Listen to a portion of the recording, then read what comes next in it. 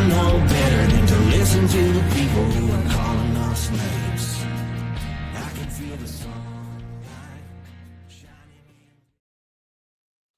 Well, good morning and welcome to episode 845 of the Lots Project Morning Show, where the coffee's strong, the opinions are stronger, and everything is always filter free. I'm Brian, your host, and today it's July 7th, 2025. This morning I'm enjoying a fresh cup of FTO Blonde Espresso from FoodForestFarms.com because life's too short for shady coffee. At Food Forest Farms, your beans are roasted by real human hands using a clean Airstream roaster. More than just a customer, your family. Get 10% off with code LOTS10, LOTS10, and the shipping is always free. While you're there, check out the C4 Club for even more awesome perks. Today, we've got another packed show because I've been off for a week, or I guess 2 weeks now. I'll recap the vacation my beautiful bride and I took with our dogs and share my thoughts on a new documentary, I guess kind of new documentary over on Amazon called Spy High, and give an update on some cabin progress and any other odds and ends from the past couple of weeks. So grab your coffee, smash the like button, and let's get started.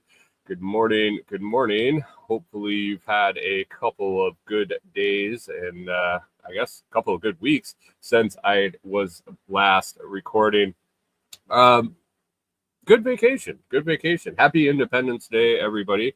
By the way, Independence Day, our freedom here in America. There's a lot to be talked about there. I saw some interesting commentary on the state of the freedom in the United States. And then I saw that Orange Man there in the White House is going to be celebrating the 250th birthday of America next year with a UFC fight on the lawn of the White House, and that's can only make me think about Idiocracy and the scene after they save the crops and everything's going good and they're having the big party on the front of the White House lawn. It's coming, guys. It's coming. It's going to be there. I think we're going to hit Idiocracy mode way quicker than Mike Judge predicted. But this guy seems to be able to predict the future. I don't know if he's a time traveler or what himself, but maybe he found the time machine and it actually worked. Let's see what's going on. Prime Days this week. Prime Days. We'll talk about that first up. Prime Days this week. If you want to help support our projects, the things we have going on here, everything we do, you can go to the website before you shop for Prime Days. Lots of Prime Day deals out there. I've been trying to dig into that while on vacation a bit, but I think Prime Days runs tomorrow, and now they're doing 3 days here in July. So the 8th, no, 4 days, 8th, 9th, 10th, and 11th, I believe. If you are going to be buying anything during Prime Days, if you could go to thelotsproject.com, the Lots, LOTS project.com, and right there on the homepage, there's a banner that says, if you're shopping on Amazon today, please click here. And when you click on that, if you're on your phone, it should pop open the app, and that gets you in our affiliate tracking, so we get credit for anything you buy in that shopping trip. If you're on desktop, it should open Amazon.com and lets you purchase directly right there. So if you're shopping those deals and you don't get charged anything extra, and you just want to give us a little kickback on your purchases, head on over to the website before you do your shopping and click on the link. I greatly appreciate it. I definitely appreciate it. And not just for Prime Days, that's anything. Anytime you want to go shopping on Amazon, just head on over there and click the link. I know some people have put the website link as a shortcut button on their phone screen instead of hitting the Amazon app. They just hit that, and it's an extra one click basically. So not that hard. Do the free things to support the people that you enjoy listening to and talking to. Hunter, good morning. Thanks for popping in. Appreciate you over there on Twitch, my one and only Twitch consistent viewer. So that's Amazon. That's Prime this week. Let me see on the notes here. Was anything else before I got started? I don't think so. How you been, Hunter? How's the weather down in Texas? Other than rainy for a quick minute there. All right, vacation. 4th of July vacation. Actually, we were back on the 3rd, but made a quick trip to New York to spend some time with family. Hunter ended up with a total of 1/8 of an inch of rain, and it's humid. Yeah, it's been humid here. It's been crazy humid the last month or so. And he says his GPS around the area is wonky though for about 2 weeks. Were there solar flares or something going on? Our GPS wasn't too crazy, but I had some electronics issues and connectivity, Wi-Fi, and things like that. But nothing to dig into an issue, just a little off. So Corey and I ended up taking a trip up to New York to spend some time with family, my parents. Good morning, Mike's Homestead. Thanks for popping in. My parents rented a lake house on a lake about 2 hours from where I grew up, where they currently live, and close enough of a drive for my sister to come up with her twins and her husband, and also down the road a bit. I mean, basically, I think 3 or 4 miles away from them, my cousin, my adult cousin. I mean, we're all adults now, but retirement age cousin, and he has a house that he owns down the road from where they rent their house on this lake. And then my aunt and uncle from down in Pittsburgh came up, and cousin and second cousin, I guess first cousin once removed, and her fiance. We're all just kind of in the area, and they were going to be around. And my dad turns 80 this fall. And so my mom decided that since the whole family was going to be getting together, that we'd have a little surprise get together for him for his 80th birthday a little early. Obviously a big surprise since it's about 3 months early. But anyway, we decided to take the trip up and see them. It had been a few years since they had come out to Minnesota, and since we've been traveling, and it's been tough to get back to New York, just from a bunch of reasons. One, having the homestead and leaving Corey. Both of us, if both of us went, it would have been a mess with animals and everything like that. When you become a homesteader, you kind of tie yourself to home. If one of us had gone, if I had gone, it would have been way too much to ask for her to work full time and then take care of the farm. So it was just tough to go. And they're to a point where they don't travel a whole lot, so we just haven't seen each other in a while. So for this, we took the time. We figured out how to do it with the dogs. We don't board our dogs because we don't give them some of the shots that they need for boarding, since we don't do it very often, and we just don't need to inject our animals with stuff that they don't need. So we were going to have to bring the dogs with us. It's a lot more involved than just let's drive up to New York for a few days. We were having trouble with the truck. Still not super confident in it, but it definitely is running better than it had been. But we decided that we didn't want to take the truck, so we're going to need to rent a vehicle. Also going to need to rent a vehicle that we could take our boys with us. And there are no pets allowed in the house my parents were renting, and it would have been tough with them in the same house with everybody also. So we were going to have to pick up a separate place to stay while we were there. So we had to find an Airbnb close that was reasonably priced the week of July 4th and allowed pets. So it was a mission. It was expensive for sure, but we found everything we needed. We were able to make the trip. We rented a Chrysler Pacifica. It was a nice vehicle. I enjoyed driving it. It did have all the bells and whistles that come with new vehicles, but we were able to figure out how to how to get all the shit turned off we didn't want, basically.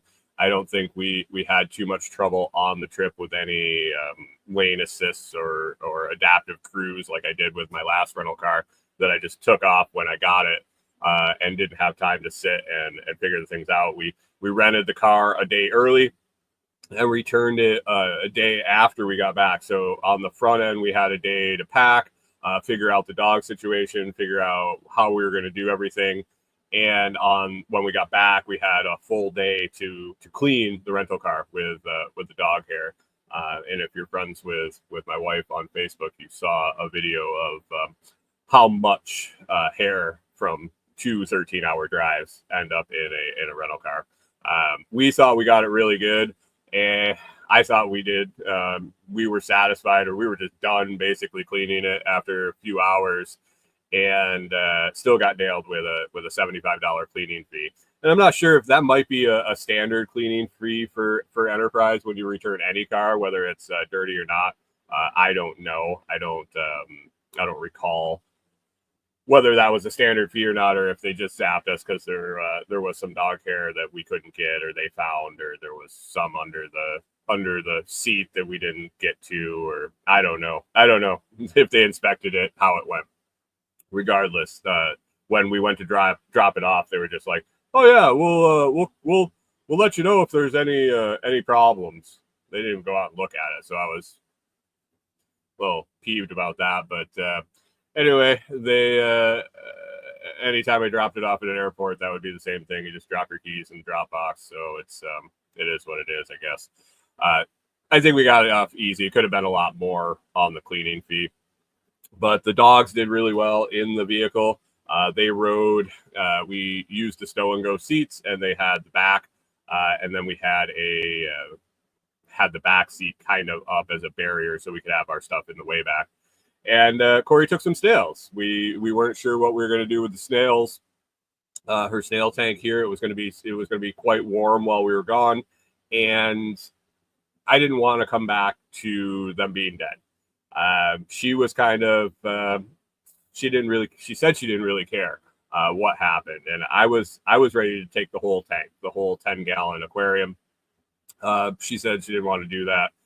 And when we got the van and started packing, it was clear that we probably shouldn't. So we took her favorite 6 or 7 out of the tank. I think she's up to like 30 last check.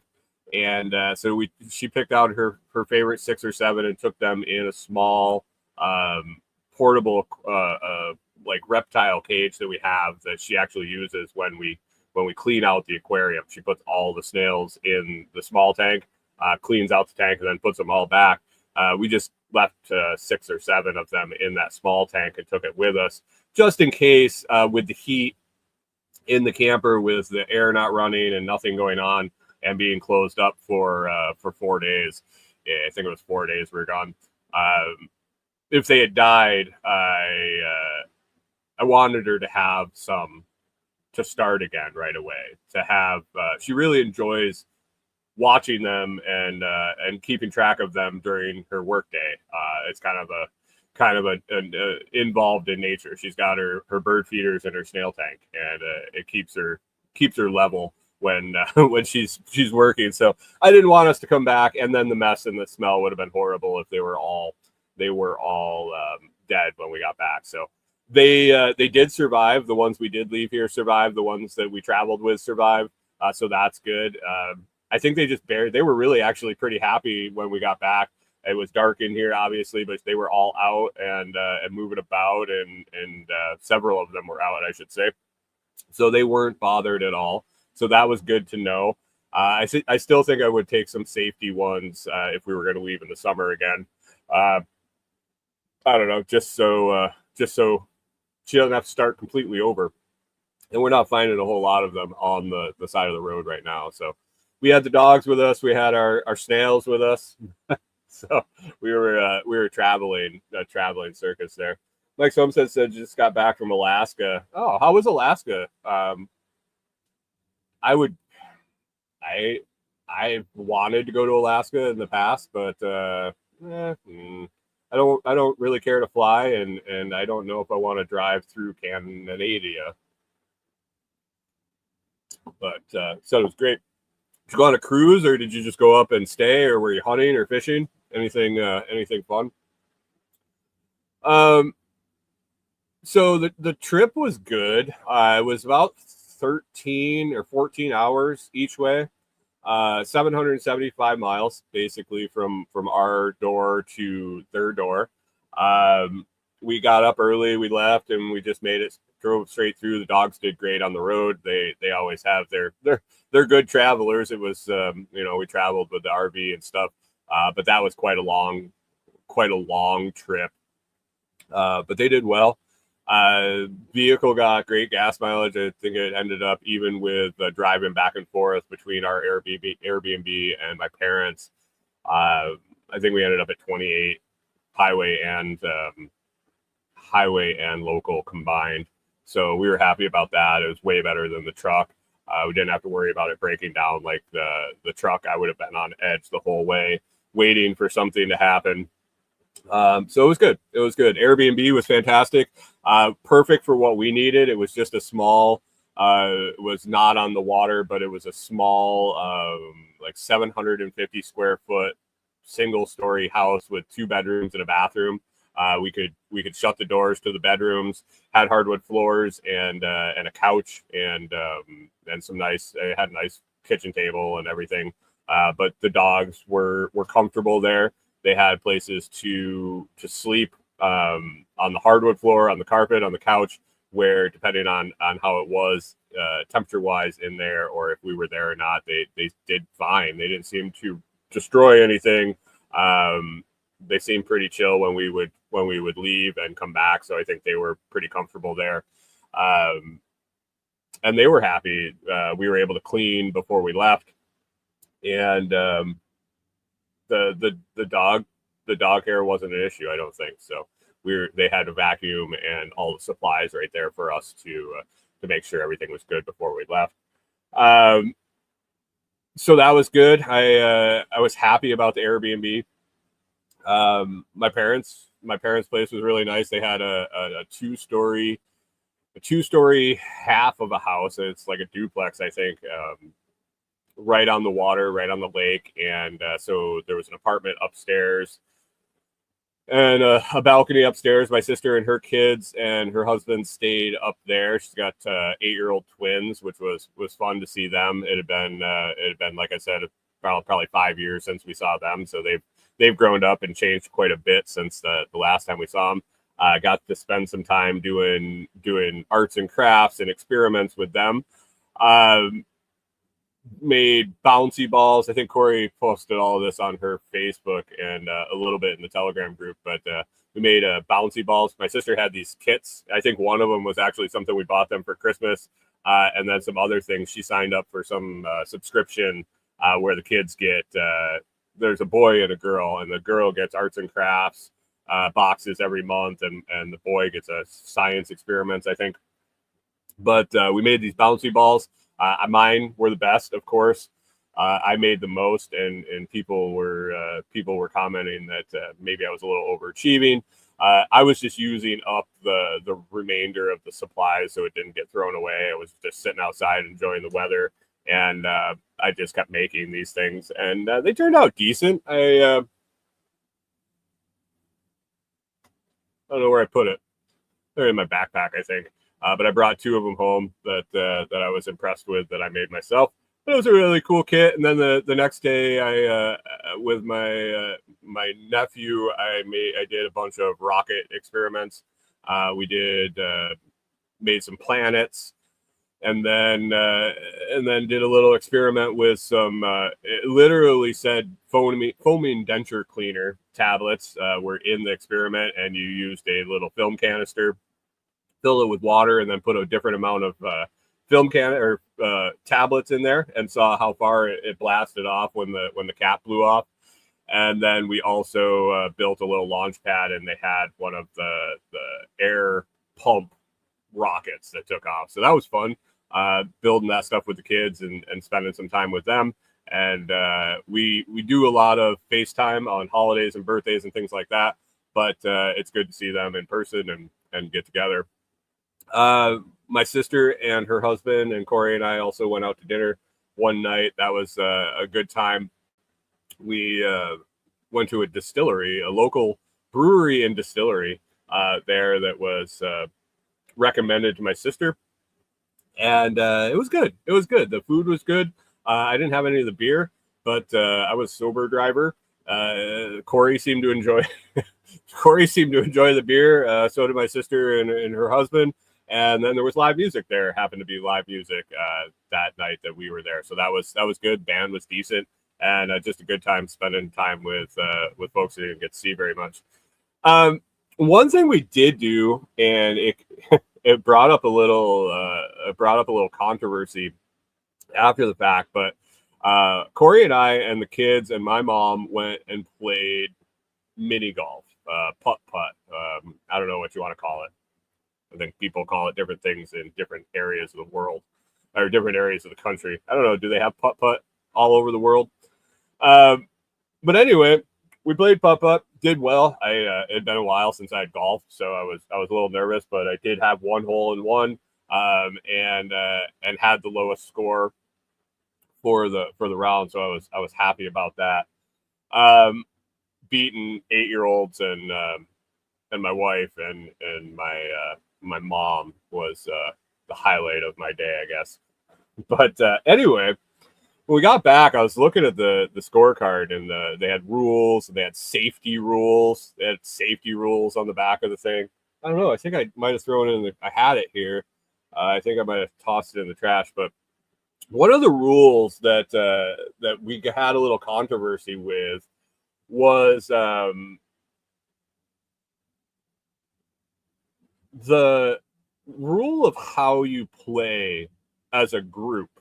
And I don't know if this is from course to course or just a general all around rule for putt, but it said that if you have a group of people, and I've never played putt this way, if you have a group of people, so we had 5 people, each person, Mike's Homestead says, always one at a time. We never did that. We always played as a group. So the rules say one person starts and completes the hole, and then the next person goes. Being someone that's played golf since I was like actual golf, since I was, 4 years old, always played like golf rules since it's mini golf, where everybody takes a turn hitting, and then the person farthest away goes, and then so forth and so on until everyone finishes. No one at our place had ever heard of the one person at a time thing. So I don't know if that is a standard across the board. Bless you, Corey. Standard across the board rule that nobody ever follows. But even the people that were around us, because we let some groups go, we had a couple 8-year-olds, so it was we were a little slower. We had a couple of twosomes come up behind us, and we let them go, and they weren't playing that way either. They were both hitting and going along, and when I read that on the rule book, I was like, huh, interesting.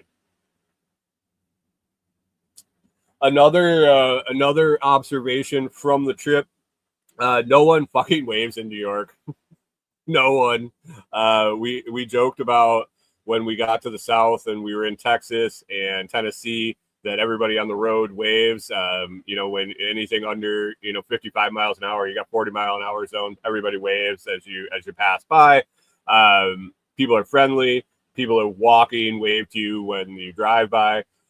We got to New York, and nobody fucking waves. Just a miserable bunch of people, I guess. We were in a little cove, a dead-end community with rentals, rentals on the lake. And Corey and I would be driving in, and there'd be people walking. And this just wasn't an isolated event. There were several times we passed like a couple or a single person or anybody walking down the road, and we just, by habit from being here in Tennessee, just waved. No one ever waved back. No one ever waved back. I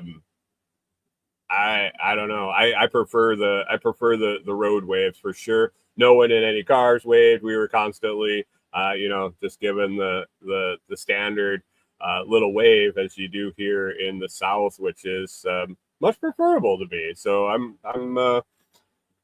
liking that. One up for Tennessee and South and the South on the road waving. Just feels a little bit more friendly. People just, I don't know.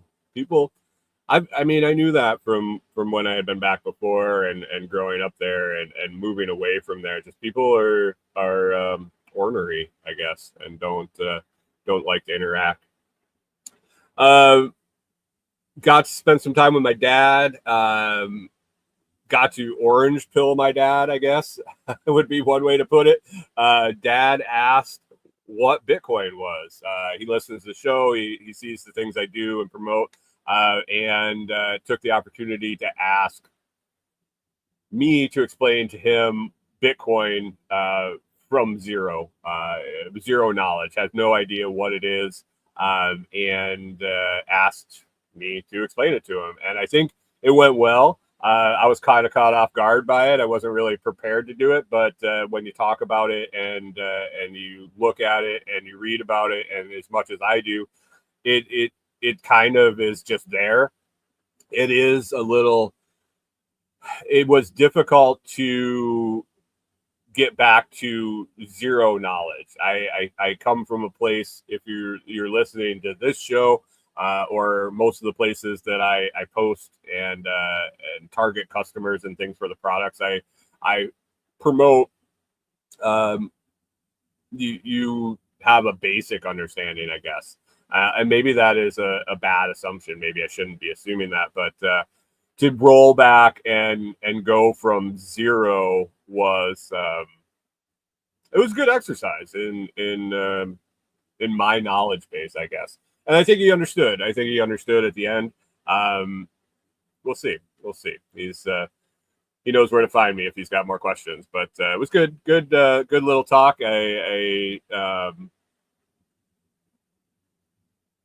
Used several examples and kind of walked through it. So I think the light bulb clicked. He'd been seeing it on TV and different things. It was just curious about how it works and what it is and the ins and the outs and all sorts of stuff. So it was a good chat. But overall, it was a good trip. Weather was okay. It was high 80s and breezy and not quite as humid as Tennessee. Tennessee has been ridiculously humid the last few, like right before we left. It was pretty bad. It seemed like worse than normal and just rain all the time. So I don't think that helps any. But it's not as bad when we got back with on the humidity side. So I think there was a little pop there for a couple of weeks where it was a little more intense. So it doesn't seem to be as bad since we got back on Thursday. So 4th of July weekend, we just kind of hung out and recouped from the trip. I think I might have got a little something along the road. I didn't feel the best, and it might have been just the stress of traveling and the lack of sleep. I didn't sleep. They didn't have the best bed in the Airbnb. That is one thing that it was lacking. The pillows and the bed in the Airbnb were not the best, and I didn't bring my pillow, unfortunately, which is a huge mistake. I always bring my own pillow. I forgot it for some reason this time, maybe because I traveled with my bed and bedroom and everything for so long, I didn't even think about traveling without it. So I didn't sleep really well. So could have been lack of sleep, could have been something I picked up along the way, but didn't feel the greatest the last few days. So kind of hung out, got back into everything and back into the swing of things this week. So that's basically the trip in a nutshell. Oh, I guess I wanted to mention Ohio. Got to spend a lot of time in Ohio on the trip, basically corner to corner from Cincinnati up to the northeast corner. We drove diagonal across the state, through the center, through Columbus. And one thing that we noticed along the road in Ohio was that there were these signs. And I think I remembered the phrasing correctly. I'm not quite sure, but pretty sure it said contact patrol about drug activity or impaired driving by calling star 677 or pound 677 or whatever the shortcut number was for the police. And Corey and I were discussing it, and it was like, are they asking people that are actively participating in drug activity, or are they asking people to how is someone going to know there's drug activity going on that they're reporting? Like if they're seeing somebody smoke a bowl, that might be tobacco, or it might be marijuana, or it might be crack, who the fuck knows, and it's none of your business. But are they asking for people to snitch, or are they asking people to call themselves in? What constitutes drug activity and as you're driving by on the highway? Or are they talking about like people broken down on the side of the road, like selling weed out of the back of their car? I don't know at 70 miles an hour what you're going to be able to observe that you're going to be calling in 677. But we did see something that we thought possibly should have been called in. We were cruising along in the middle of Ohio, and a pickup truck came up in our left-hand side. And we glance over, and then sticking out of the back of the pickup truck was a freaking casket. I don't know where it came from. It looked used. It looked like it had been in the ground. It was kind of tarnished and weathered. Didn't look like it was a new one by any means. I worked in a funeral home. I unloaded them from boxes brand new. Kind of got an idea what they look like. I've been to a few funerals. This one definitely looked like it was used. Just sitting in the back of his pickup truck. Didn't quite fit in the bed, so we had her propped up on the tailgate. I don't know. This fly that is we have a couple flies in here when we got back, and I turned my little ring light on for the screen, and I think every fly within a mile of this place came screaming into the camper for some reason, and has been driving and flying around here. I actually took care of a couple of them before the show started, but they're just I don't know what happened this year, but we had an infestation of house flies, and it's been just infuriating. They're just infuriating. We got it under control, and then we left again, and I don't know where they're coming from. We are kind of close to the dump or the transfer station here, but yeah, if you see something flying in front of the screen or me swatting at something, it might be one of the flies. But anyway, the casket truck, I don't know. He was there and then he was gone. He was driving quite fast, so I don't know if he dug that fucker up. I don't know. I don't know why you would have a used casket in the back of your truck. Not sure, but that was about the only thing that I saw that would constitute possible drug activity. So, and it wasn't close enough. So, that was a trip. It was good. I enjoyed it. Got out of town for a bit. Got to spend the time. I always enjoy a little vacation with Corey. I always enjoy any time I spend with Corey, and then to be away with the dogs and not have to worry about any of the day-to-day stuff. We were just kind of doing our own thing and enjoyed it. So probably another few years before we do it again. with the projects and things we have coming up, we're going to be back in the situation where it's really tough to leave. So it is what it is. It is what it is. Speaking of talking to my dad about Bitcoin, if you are in Bitcoin and you're watching the price right now, we got red, but we're at 108,732. Not bad. $108,732 for one Bitcoin. You're going to want to secure that as the price increases, your wallet increases, it only goes up. You can do that in the Blockstream Jade hardware wallet. I kind of explained hardware wallets and software wallets to my dad, but that was a little more advanced than we were going for that conversation. But hardware wallet basically authorizes your transactions to make it like a two-factor authentication. When you want to send Bitcoin, you're going to need that physical device near your phone or your computer to let it, quote unquote, sign the transaction and say, yes, I want to send these Bitcoins. Blockstream Jade and Jade Plus are available at 10% off with the code The Lots Project. And or you can use the link down in the video or audio description to click on that. You get a discount, I get a commission, and I appreciate that. Blockstream has also upgraded their software wallet and their mobile interface for the hardware wallet to the Blockstream app. It's not Blockstream Green anymore. It's the Blockstream app. If you already had Green, all you got to do is update that app, and a bunch of nice changes in there. I haven't dug in completely with it. I use the Jade with several wallets, or I have used the Jade with several wallets, and basically my Jade is cold storage, so I don't really use it that much, and that's kind of the point, because you can send to it without having it available. You can have your receive address, and now in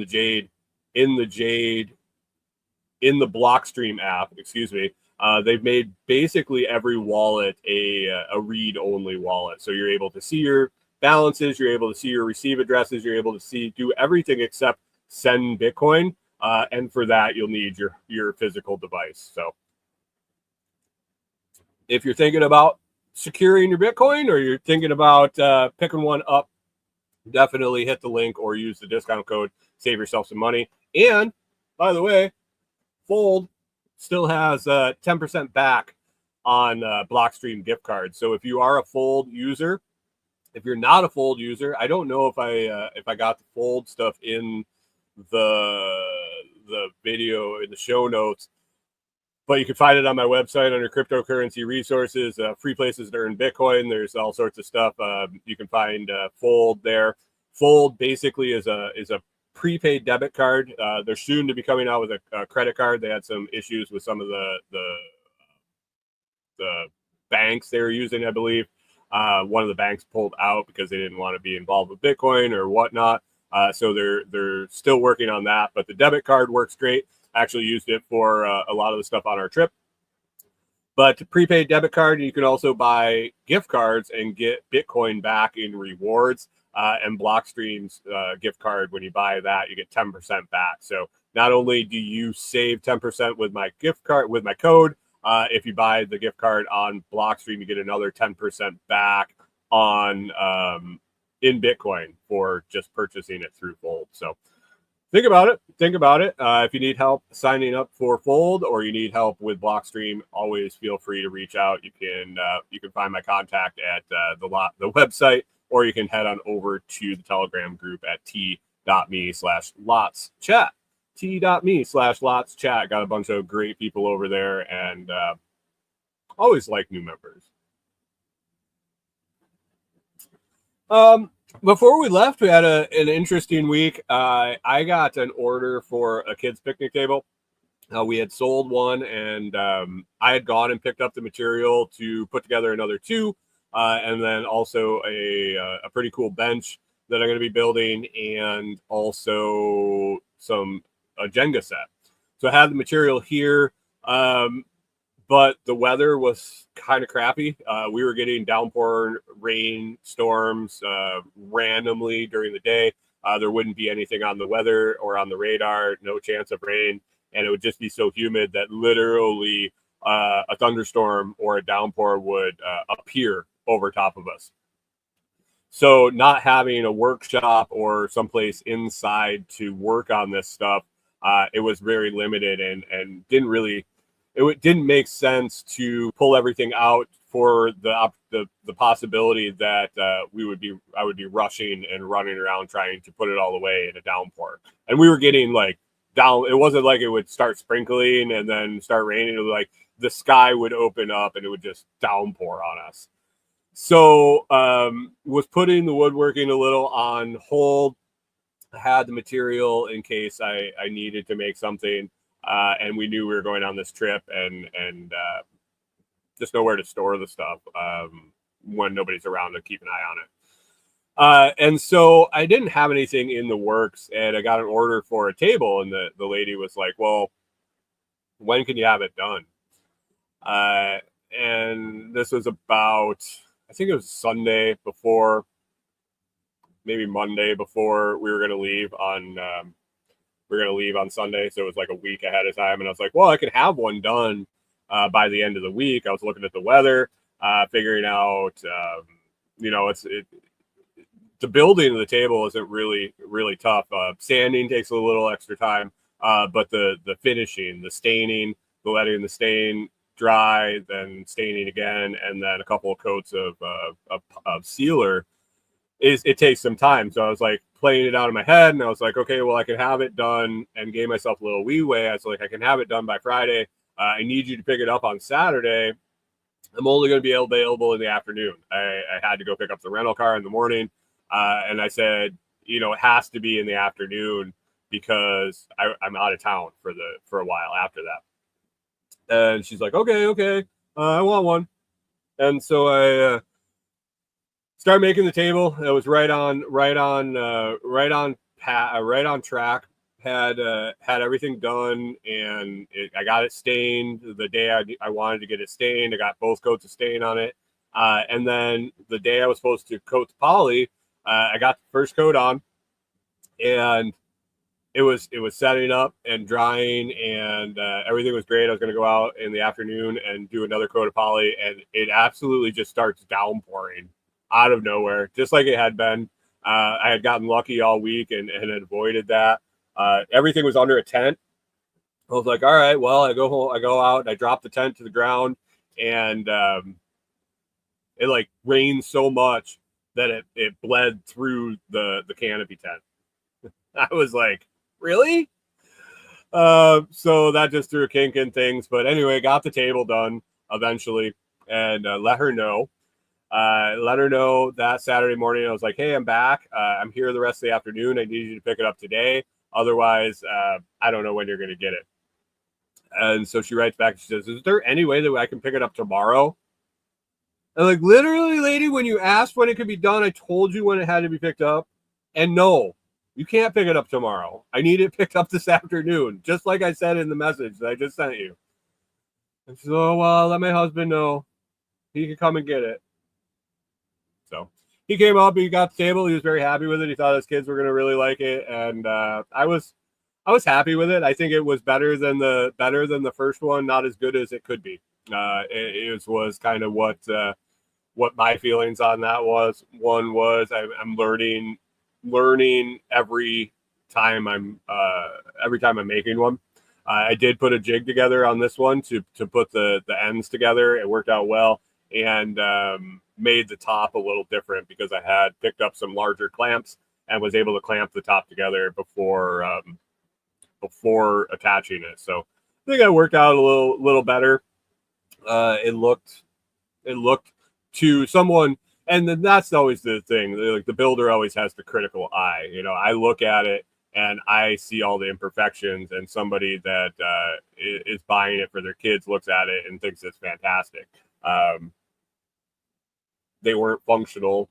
Issues with it. It was just things that I saw in the back of my head that I wish I had done different or had come out better. So always improving. While we were cabin update, little cabin update. Speaking of getting that going, I got a call while we were in New York. Of course, when I'm 800 miles away, I got a call that the guy that is going to be building it, putting the posts and the roof structure up, gave me a call and wanted to come out and check access, because I have been very clear that access comes and goes, and to definitely I want him to come out and check what he thinks before he heads out there with all the material. And then if something needs to be done better, then we'll talk to the guy about working on the road or the driveway or whatever. With all the rains and things like that, I didn't want something to get washed out and him to just show up. So he calls, and I said, I'm not going to be back till Monday. I think he called on I think he called on Monday. We got there on Sunday night. I think he called on Monday morning. So a week ago. And I said, you're going to have to wait. We're going to have to wait. I'm out in New York and I won't be back for a week. And I really want to meet you out there and show you what we're thinking. So I got to call him back today and get that site visit set up. From looking at the weather, I think they probably moved on to doing the. I think I mentioned it that I found out where we were in line. I talked to the company we bought it from, and we were basically next in line for buildings with no concrete pour. But there were 6 concrete pour jobs ahead of us because of all the rain. They weren't able to do those, so they were stacking up and they were doing all the non-concrete jobs. And depending on the weather, we were either next or we were 7th in line. The weather seems, from what I've seen, probably has cleared up enough that they've been working on some of their concrete pour jobs. So I don't know. I don't even know where we are in line. But he wants to come out and check out the access. So I will meet him out there this week sometime, maybe today. I don't know. It's going to be interesting coordinating getting out there to meet. A, because we're about a half an hour away, and B, there's no cell phone signal for me out there. So basically, I'm going to meet him at the end of the road and wait, I guess. Wait for him to show up. Hopefully, we make an appointment, and he's punctual. Who knows? I don't know if he's just swinging by. Plans on swinging by after a job or what he wants to do, but we'll talk about that on the phone, I guess. So that's progress. Got to get out to DG. I'm sure after all the rain we've had, I was having trouble keeping up with the grass growth, and then had our weed eater head took a shit, basically wore through another one. And it was auto spooling out. So it was a little delay on getting new heads for the weed eater. So I'm guessing that's my job for the next couple of weeks is getting caught up with that. Between the rain and then the warm sun, I have a feeling when I get out there, it's going to be a jungle again. And we'll play catch up with that and then move on to some other stuff. I'm guessing the food forest is completely overgrown in the places that I haven't gotten cardboard down. But it is what it is. It's nice to see what's coming in. There is a catch-22 there when it got going this spring. I wanted to let the food forest come in to see what came up. And then Carrie Brown was coming out for a visit, and I kind of wanted to wait on seeing if there was anything that we wanted to keep in there before I just went whole hog and started covering things up. And I'm just frozen there. Before I started covering things up or pulling things out or weed eating them down. And I was glad we did. We marked a bunch of stuff that had come in. It does make it a little more tedious with trying to keep up with it and get the stuff out that we don't want. But all that stuff that came in that we're going to keep, like a large beautyberry bush, a bunch of wild edibles, and some flowers and things like that, they're all going to take up space and be less ground cover that we need. So it is more tedious to work around them. It's going to be more tedious getting all the cardboard down and ground layer down. If we could ever get wood chips down. But it does provide a lot more natural ground cover that'll work a lot better than the man-made, I guess, to try to do weed suppression and things like that. So it made a little bit more work, but I think in the end, in the long run, it'll be a better ecosystem down there with the natural stuff. So I'll be playing a little catch up, and it is what it is. It's just working in nature. So it's a long-term project. So do it as I got time. So excited about that. got about 10 minutes left. Corey and I watched an interesting documentary on Amazon. So we'd been seeing a bunch of commercials for it, and finally watched it one night before we left. It was called Spy High. I don't know if you've seen the advertisements for it. It was good.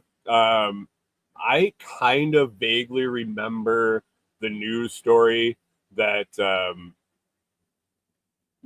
when this happened, but basically, without a huge spoiler, basically a school district gave students iPads, iMacs, whatever the Apple laptop is, for school. This is pretty common practice now. I think this was back in 2009.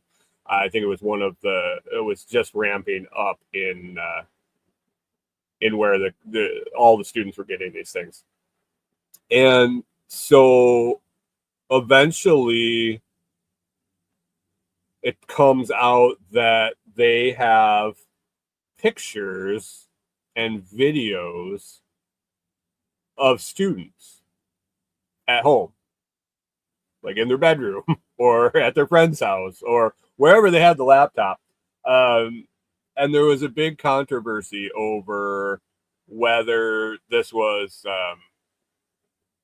A, legal, B, moral, and C, like, what's the deal here?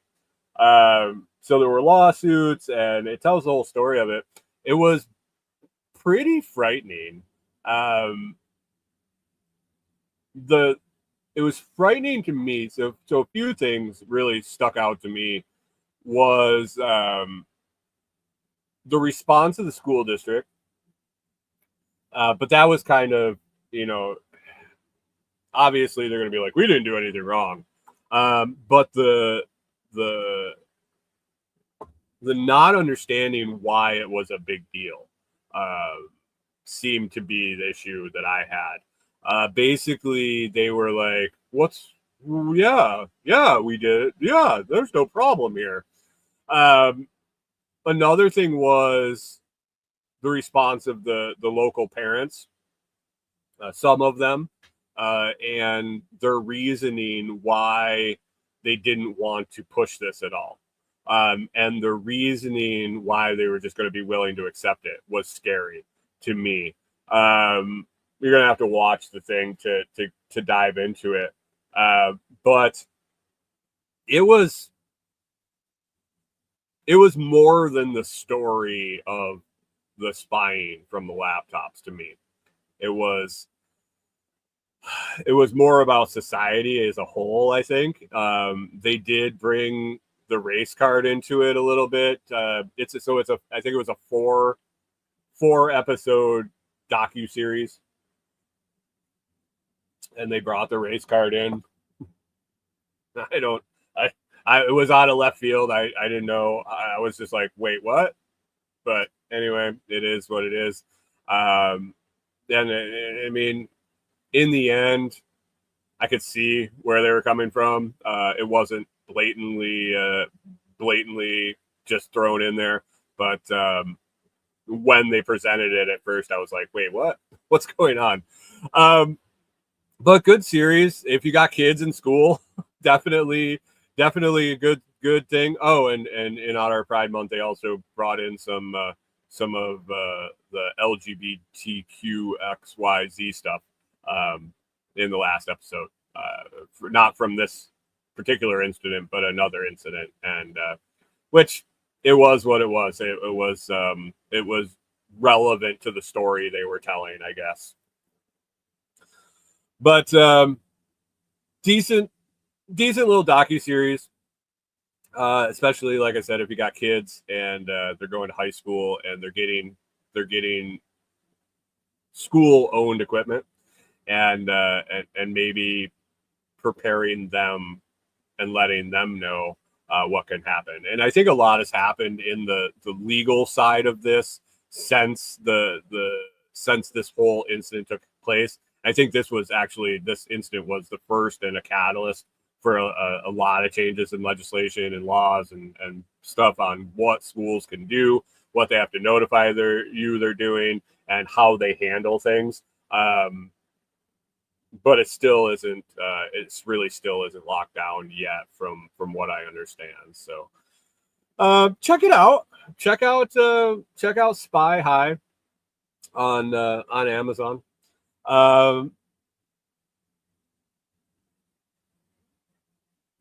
Just checking notes here. I think that's about it. Like I said, Prime Days are this week. If you happen to be shopping on Amazon, Prime Days are what they are. Be careful of the jacked price and on sale. If you've been looking at making a purchase for on Amazon and you've been waiting for the price to go down, you should know what your price is currently. Be sure that it's a sale on Prime Day. I'm not discouraging people from using my link and buying stuff on Amazon, but definitely beware of the old furniture store. We're going to jack the price and then put it on sale. Jewelry store. Actually, my dad and I had a conversation about that. On vacation was jewelry stores with their 75% off. And if they ever charged full price, no one would ever buy anything. But for some reason, everything's always 50 to 75% off. Be careful of that. Don't end up paying more just because it says it's Prime Days. But if you are going to be shopping on Amazon, Prime Days or not, head to thelotsproject.com and click that banner. It should be on the top of the page when you, not on the very top, but on the first screen. If you're on your mobile phone, you might have to scroll just a bit and try to move it up as high on the page as I possibly could within the parameters of what I had on my web page builder. So click that link and you'll be on your way to helping us. And I appreciate that for sure. Other than that, I'm going to get wrapped up here. I got a bunch of stuff to do for a Monday after being gone for the week. And I got a bunch of stuff to do. I hope you all had a good 2 weeks. I hope you enjoyed your 4th. You had some fun with family or whoever you spent it with. You have all your fingers if you played with fireworks, and you didn't get too sunburned because it seemed like it was hot and sunny in most places that I was seeing updates, people hanging out with family. So anyway, hope you had a great couple weeks. Hope you get a bunch of stuff done, and we will catch up with you again next Monday.